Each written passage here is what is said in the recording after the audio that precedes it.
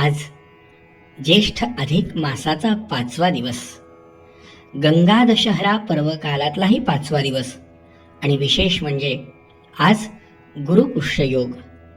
काय आपण भाग्यवान आहोत की भगवत चिंतन करण्याची संधी आपल्याला या दिव्य मुहूर्तावर मिळतीये.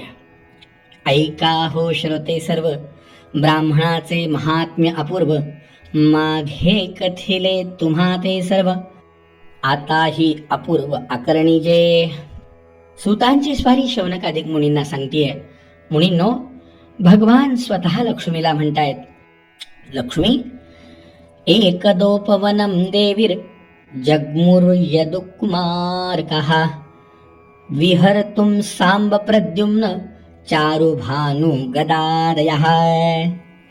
एकदा भगवान गोपाल कृष्णांची मुलं नातू विहर्तुम कोण कोण होतं, सांब प्रद्युम्न चारुभानु गदादयः हे खेळत होते.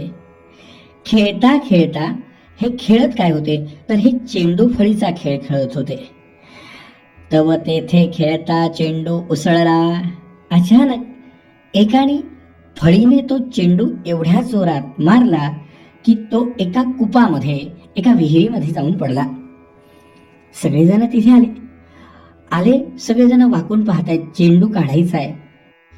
तेथे आश्चर्य देखिले नयनी. त्यांनी पाहिलं काय त्या विहिरीमध्ये तर एक क्रुक्कलास, एक सरडा होता. तो सरडा कांती सुवर्णमय सहसा. अहो, त्याची कांती सुवर्णमय होती. या यदुकुमारांनी पाहिलं, आजपर्यंत असा सरडा कधी बघितला नाही. मग समग्र मिळून एके ठाई सगळेजण एका ठिकाणी आले. चर्मबंधने बांधिला दृढ, तव बोलता झाला सरळ. हे मुल हो सर्व ही मूढ. अरे हे मूढ मुलांनो, तुमच्यामध्ये मोठा कोण आहे? अरे, या सगळ्यांनी बघितलं, हा सरडा मनुष्यवाणीमध्ये बोलतोय. मग सांब प्रद्युम्न ते समयी, सांब प्रद्युम्न समोर आले. ते म्हणाले, अरे तू सरडा आहेस, तू मनुष्य भाषेमध्ये बोलतोय, कसं शक्य आहे? का तुला असं कसं शक्य झालंय?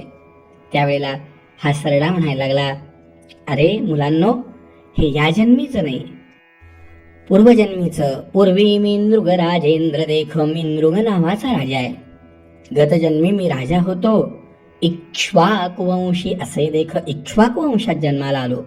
राज्यभार चालवी विवेक, धर्म न्याय प्रतापी. धर्मानी न्याय प्रजेचे पालन, न्यायाने प्रजेचं पालन करत होतो. माझ्या वंश परंपरेने आमच्याकडे दातृत्व होतच. हो मंडळी, दातृत्व तसं सोपं नाही बरं. अहो, असं सांगितलंय, आर्य चाणक्य म्हणालेत की सुशीलो मातृपुण्येन, मुलगा सुशील निघतो आईची पुण्याई लागते. पितृपुण्येन चातुरा, वडिलांच्या पुण्याईने मुलगा चतुर होतो.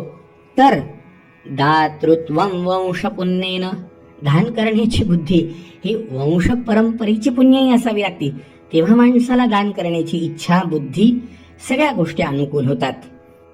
मृगराजात इक्ष्वाकू वंशामध्ये काय, या इक्ष्वाकू वंशाची कथा तर आपण अनेक ठिकाणी ऐकली आहे. प्रभू श्रीराम या वंशातले आहेत. राजा हरिश्चंद्र, गंगा भूमंडळावर आणणारे भगीरथ, सोन्याचा पाऊस पाडणारे राघव महाराज, हे सगळे याच वंशातले. राजाही याच वंशातला आहे. दान करीत असे अपार, मी खूप दान धर्म करत होतो. अमित माझा कारभार, वयसा सुवर्णमय साचार, देखोनी सुरवर मानवती. देवांनाही माझा हेवा वाटत होता. हा सरडा सांगू लागला, मुलांनो, ऐसे असता एकेकाळी माझ्या हाताने पुण्यकर्म सुरू आहे. हे चालू असताना एकदा काय झालं तर अधिक मास आला. मी काय केलं, माझ्या गावातले पंचक्रोशीतले अनेक देशीचे विप्र बोलवले. माझी इच्छा होती रोज सहस्त्र गोदान करावं. सलक्षणी सालंकार, सहस्त्र गोदाने देतसे सत्वर. पुढे परिसिजे वृत्तांत, वर्तला तो अवधारा. एका ब्राह्मणा ते धेनू दिधले दान, तव ते कळपात आली पळून. दुसरे दिनी सेवकी धरून उभी केली दानार्थ. एक दिवस झालं काय, मी संकल्प करून 1000 गायी दान केल्या. योगायोगाने त्यातली एक गाय आमच्या चरायला गेलेल्या गायींच्या कळपात पुन्हा आली. आणि दुर्दैव असं की दुसऱ्या दिवशी 1000 गायी दानाकरता ज्या उभ्या केल्या गेल्या त्यामध्ये आदल्या दिवशी कळपात परत आलेली गाय उभी केल्या गेली, तीच दान केल्या गेली. जेव्हा दुसऱ्या दिवशी सहस्त्र गायी घेऊन ब्राह्मण घरी जात होता तेव्हा आदल्या दिवशीच्या ब्राह्मणाने ती गाय ओळखली आणि त्या दोघांनी एकमेकांमध्ये वाद घालायला सुरुवात केली. त्या दोघांमध्ये भांडण लागलं. आदल्या दिवशी ज्याला गाय दिली तो म्हणत होता राजाने मला गाय दिली. दुसऱ्या दिवशीचा म्हणत होता आज मला राजाने ही गाय आत्ता दान दिली. काय करावं, दोघं जण भांडत होते. बरं, शेवटी त्यांनी आपापसातलं भांडण सोडून दिलं आणि ते म्हणाले चल आपण राजाकडे जाऊ. दोघही जण माझ्याकडे आले. आता घटनाच अशी घडलेली होती, मी दोघांनी समजावून सांगत होतो, खूप समजावून सांगितलं. मी काय म्हणालो की हे बघा महाराज, होऊ नये ती घटना घडली.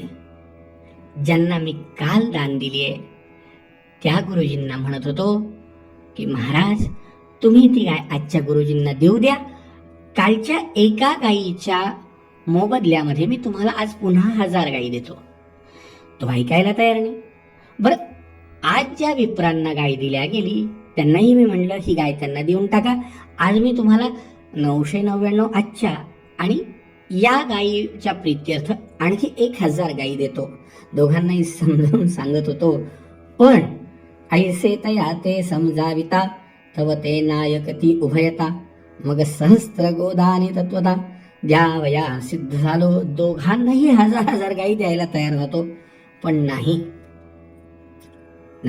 मुलांनो, त्या ब्राह्मणांनी ऐकलं नाही. त्यांनी सांगितलं मला शास्त्राधार दाखवला. गो विक्रया समान जाण पाप घडे हो तेणे दारुण, म्हणून शापिले मज लागून कृकलास होई पापिष्ठा.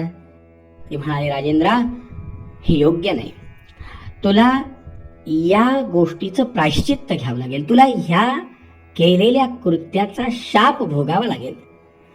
कारण गो विक्रया समान जाण पाप घडे हो तेणे दारुण, तुला गो विक्रय केल्याचं पाप लागतंय. तू काय कृकलास होई पापिष्ठा. राजा तू सरडा होशील का, कारण सरड्याप्रमाणे तू रंग बदललेस. काल एकाला दान दिलं तेच दान आज तू दुसऱ्याला पुन्हा दिलं. मी दोन्हीही ब्राह्मणांचे पाय धरले. दोन्ही ब्राह्मणांना माझी दया आली. त्यांनी बघितलं राजा तू एवढा मोठा दान धर्म केलायस, आम्ही तुला आशीर्वाद देतो. कृष्ण कुमाराची दृष्टी पडता तई उद्धार होय तुझा नृपनाथा, तोची प्रसंग जाण आता सिद्ध निरुता पातलासे. त्यांनी मला आशीर्वाद दिला की कृष्ण कुमारांच्या दर्शनाने, भगवान गोपाल कृष्णांच्या दर्शनाने तुला निश्चितच मुक्ती प्राप्त होईल, तुझा उद्धार होईल. पुढे कालांतरे करून देह झाला विसर्जन, यमदूत येऊन जाण नेले मज लागून यमलोका.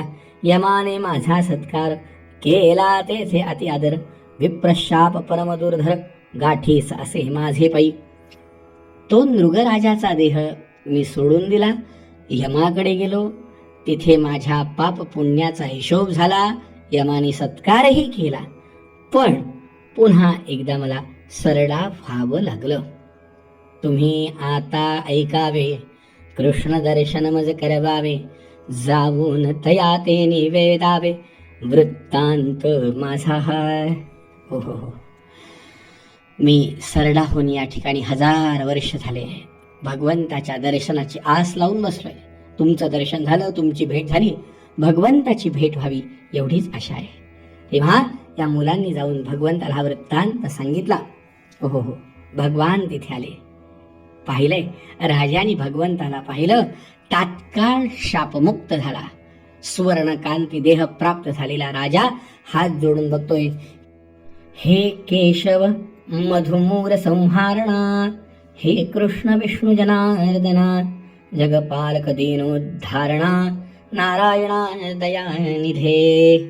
भगवंताला नमस्कार केला, क्षणभर नामस्मरण केलं. नारायण नारायण श्रीमन्नारायण नारायण नारायण नारायण नारायण नारायण दयालु नारायण नारायण नारायण कृपाळू नारायण नारायण नारायण देवदेव जगन्नाथ गोविंद पुरुषोत्तम नारायण ऋषिकेश पुण्यश्लोकाच्युताव्यय.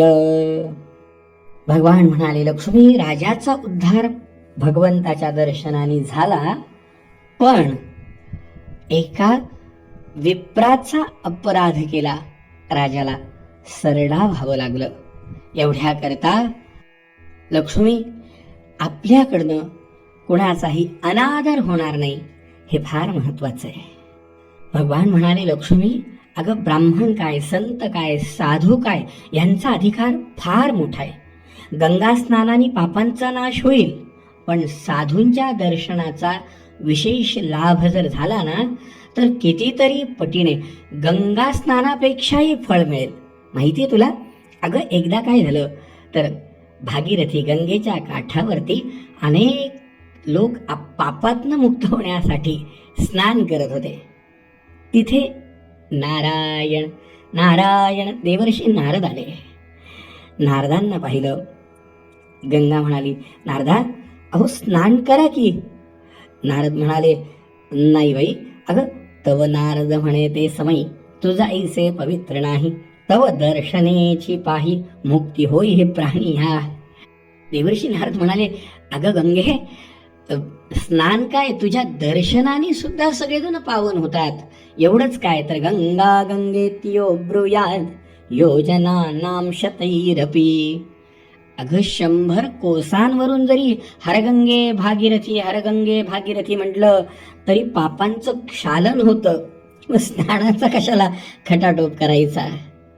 तव गंगा बोले मुनिराया, जय मी आले हो या ठाया, तैचा नेम वचन आठवरुधया माझी या, असे की जगाचे पापाचे क्षालन, ते तव हो तसे माझे न, परी माझे पापमोचन, तुमचे निजाण हो तसे. देवर्षींना गंगा माता म्हणाली, अहो सगळेजण आपलं पाप माझ्याकडे सोडून जातात, पण आपल्यासारख्या महात्म्यांनी जर माझ्या सलिलात माझ्या जलामध्ये स्नान केलं तर माझं पाप दूर होतं. मग तर देवर्षी असले ते म्हणले, आता तर अजिबात स्नानाला उतरणार नाही.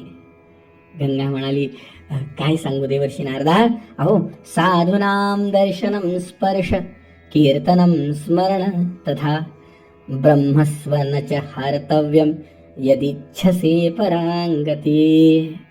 देवर्षी, आपल्यासारख्या महात्म्यांच्या साधूंच्या दर्शनाने आमच्या सारख्यांच्या पापाचं क्षालन होतं, आणि तुमच्या सारख्यांकडे साधू संतांकडे पाप राहणं शक्यच नाही. कारण आपले तर अधिकार असे आहेत की आपण पाप क्षालन नाही तर पाप नष्ट करू शकतात. म्हणून महर्षी, आपली ख्याती अलौकिक आहे. भगवान म्हणाले, लक्ष्मी, एवढा अधिकार साधूंचा आहे, एवढा अधिकार महात्म्यांचा आहे, एवढा अधिकार सत्पुरुषांचा आहे की गंगा मातेचा सुद्धा उद्धार करण्याचं सामर्थ्य त्यांचं आहे. श्रोतेहो, म्हणून जीवनामध्ये जमेल तेवढा सत्संग करण्याचा प्रयत्न करावा. कारण सत्संग हा खूप खूप पूर्व सुकृताच्या योगे मिळतो, आणि जर मिळालाच असेल तर त्याचा लाभ आपल्याला करून घेता आला पाहिजे.